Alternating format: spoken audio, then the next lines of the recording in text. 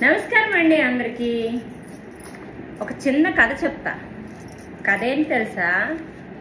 తిరుపతి వెళ్తానని యజమానికి పనావిడ డబ్బులు అడిగారంట. సరే అనుకొని యజమానురాలు పనావిడికి ఒక 100 రూపాయలు ఇచ్చారు. ఇస్తే పనావిడ అది కొంగులో కట్టుకున్నారు. ఎక్కడ కట్టుకున్నారు? కొంగులో కట్టుకున్నారు. కట్టుకున్న తర్వాత తిరుపతి ఇంకా రైల్వే స్టేషన్కి వెళ్తానని ఇంకా ఎక్కడానికి వెళ్ళేసరికి ఒక పేదావిడ ఎవరో, ఎన్ని రోజులైనా నాకు తిండి లేదమ్మా, నాకు ఆకలిగా ఉంది, నాకు డబ్బులు కావాలి అని చాలా దీనంగా అడిగిందంట. అప్పుడు దీనంగా అడిగితే అప్పుడు వెంటనే తిని దగ్గర కూడా ఏముంది, ఏమి లేదు, ఆ కొంగులో కట్టుకున్న 100 రూపాయలు గుర్తొచ్చి ఆ ఒక్క ఆలోచించిందంట.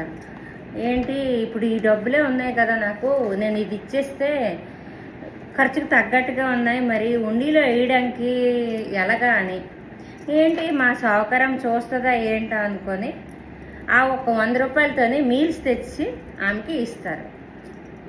ఇచ్చేసిన తర్వాత ఆవిడ చూడలేదు కదా, నేను ఆవిడ చెప్పను అని అనుకుంటుంది.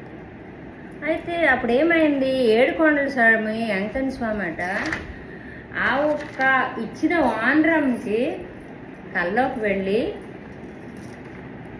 నువ్వు ఇచ్చిన 100 రూపాయలు నేను అందుకున్నాను అని చెప్పారంట. అంటే ఇందులో ఉన్న అర్థం ఏంటి?